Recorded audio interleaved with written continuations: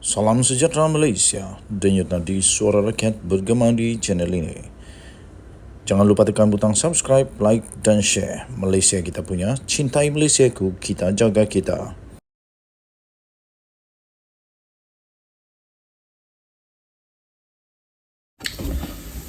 Salam sejahtera Malaysia, denyut nadi suara rakyat bergema di channel ini. Sanusi ditahan polis sekali lagi. Ini perkembangan pilihan raya negeri PRN yang terbaru, iaitu dikabarkan persoalan ialah Sanusi ditahan polis sekali lagi.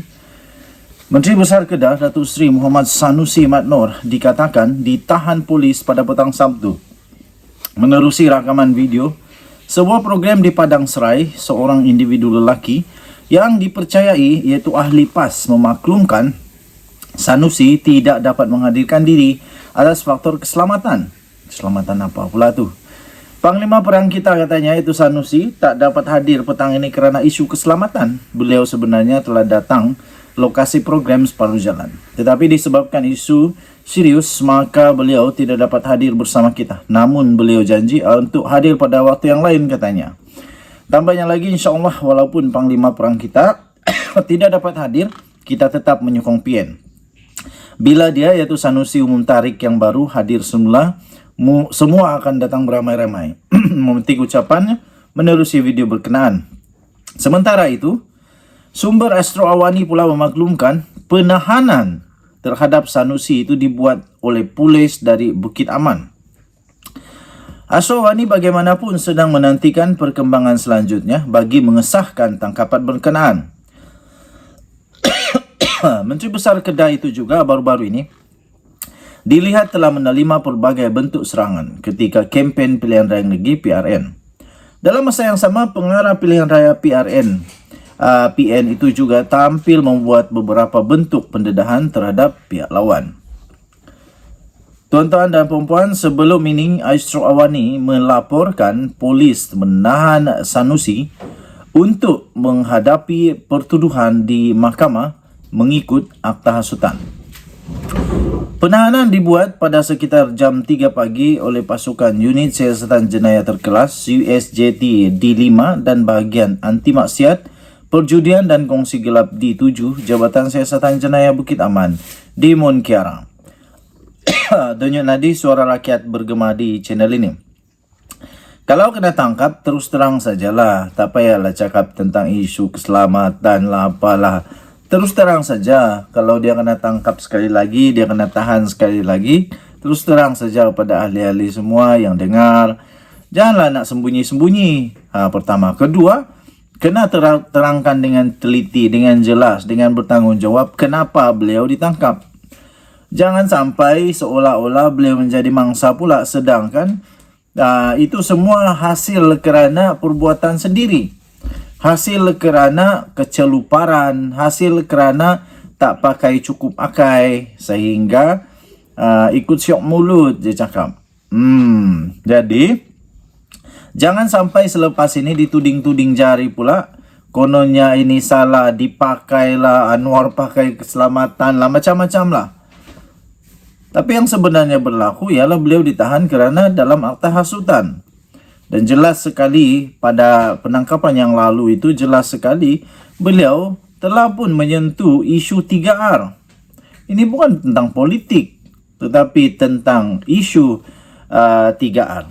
Ia tak ada kena mengena dengan politik. Jadi kita tengoklah kali ini adakah Sanusi, apalagi masalah yang Sanusi timbulkan ini, apalagi yang dia buat ini.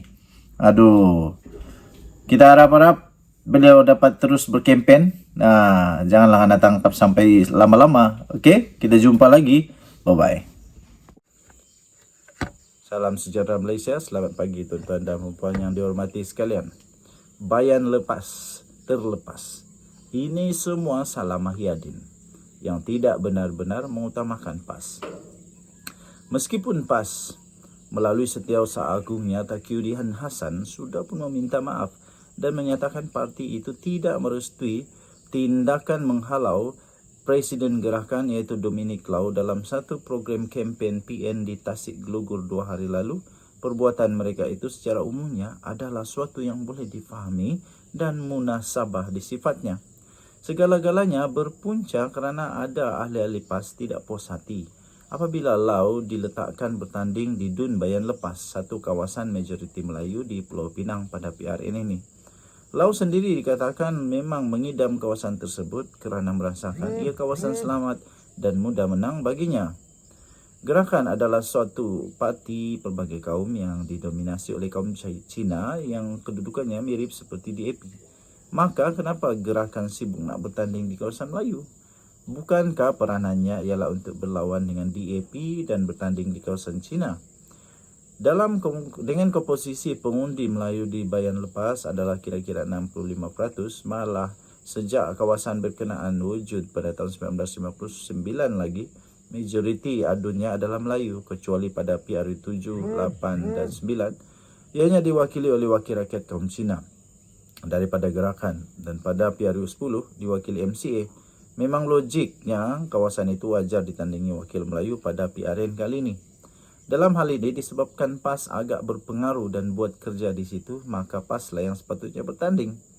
Tambahan lagi, sejak PRU 11, 12, 13 dan 14, wakil rakyat yang terpilih adalah Melayu belaka.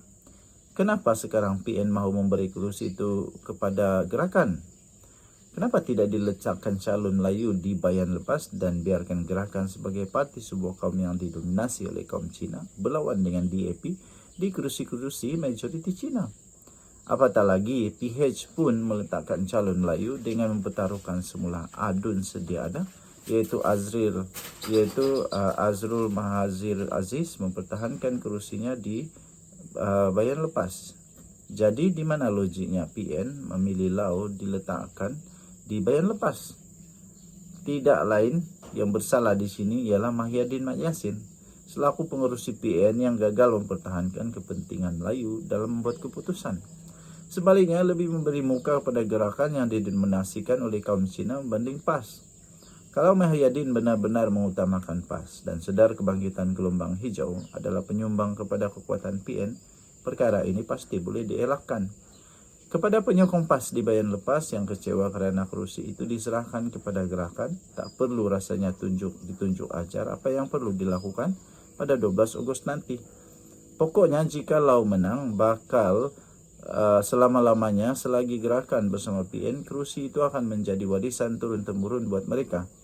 Selama-lamanya lah juga PAS akan melopong dan melepas. Hanya jika Lau kalah sajalah yang boleh membuka peluang kepada PAS untuk memperoleh semula kerusi Bayan Lepas dalam PRU seterusnya pada 5 tahun akan datang.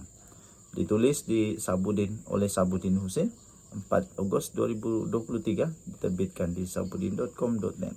Dan Nadi, suara rakyat bergema di channel ini. Jangan lupa tekan butang subscribe, like dan share. Bye-bye.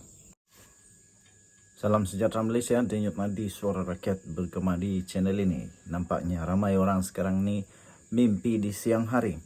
Jangan mimpi Anwar akan jatuh pada bulan 8 ini.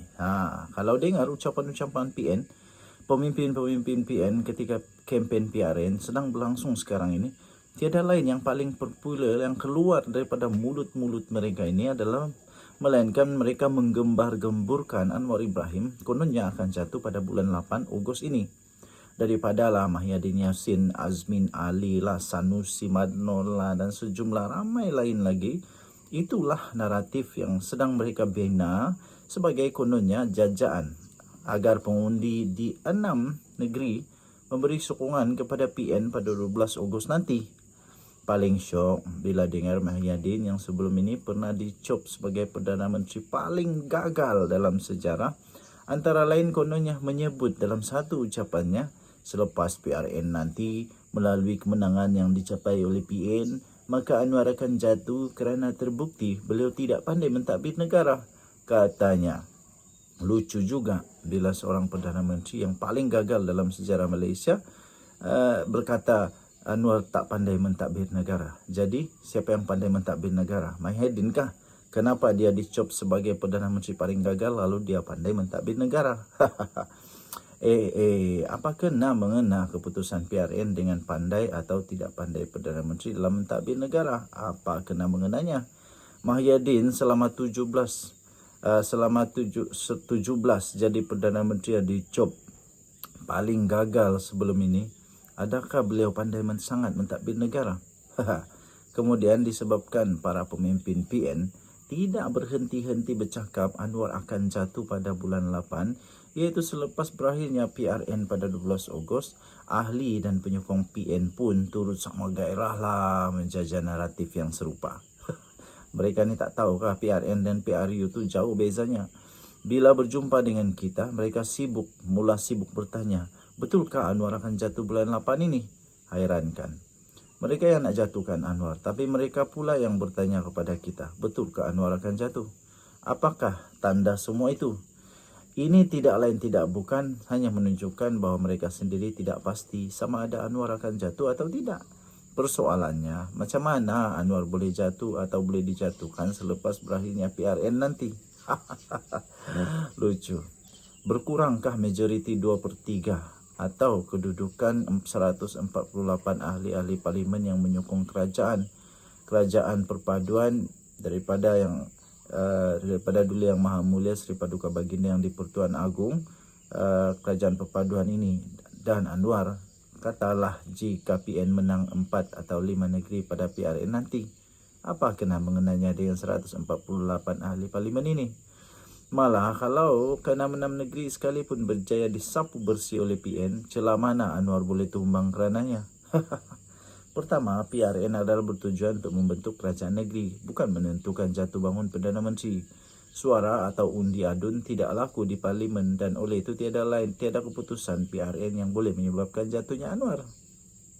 Kedua, harus dipahami bahawa tiada peruntukan undang-undang atau untuk membuang seorang Perdana Menteri daripada jawatannya. Perdana Menteri hanya boleh dijatuhkan melalui usul undi tidak percaya di parlimen atau jika dia sendiri menjatuhkan diri dia dengan cara berundur diri atau meletak jawatan seperti yang dilakukan oleh Mahyadin sebelum ini.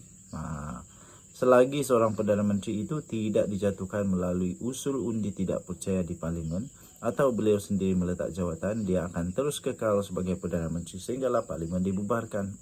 Ketiga, oleh sebab sekarang ini Akta Lompat Parti telah berkuat kuasa, ini bererti ahli parlimen tidak laku lagi untuk menjajah akuan bersumpah mereka bagi menyokong siapa. Semua ahli parlimen tertakluk kepada keputusan parti tentang arah tuju sokongan mereka. Begitupun jika ada usul undi tidak percaya dibentangkan di parlimen, ahli-ahli parlimen bebas memberikan sokongan mereka. Jadi, selepas PRN ini, apa sekalipun keputusan pilihan raya itu, sementara memang tidak mustahil untuk menjatuhkan Anwar sebagai Perdana Menteri, ia tetap memerlukan pembentangan usul undi tidak percaya di parlimen. Beranikah PN membawa usul tersebut? Atau sedia dan benar-benar beranikah Mahyadin yang ada kes mahkamah dan kini tergolong dalam kluster mahkamah mahu membawa usul undi tidak percaya terhadap Anwar dan menunjukkan dirinya sebagai calon Perdana Menteri sekali lagi? Jika tiada yang berani membawa usul atau kalau bawa usul pun tapi tidak menang, bermakna Anwar akan kekal Perdana Menteri sehingga PRU 16 atau sehingga tahun 2027 akan datang. Ketika itu kira-kira 4 tahun dari sekarang, mana tahu entah-entah Mahyadin masuk penjara lebih dulu. Penyudahnya nanti jangankan di alam realiti, di dalam mimpi pun Anwar tetap tak berjaya dijatuhkan. Sabudin Hussein, 4 Ogos 2028, diterbitkan di sabudin.com.net. Kita jumpa lagi. Selamat pagi Malaysia. Bye-bye.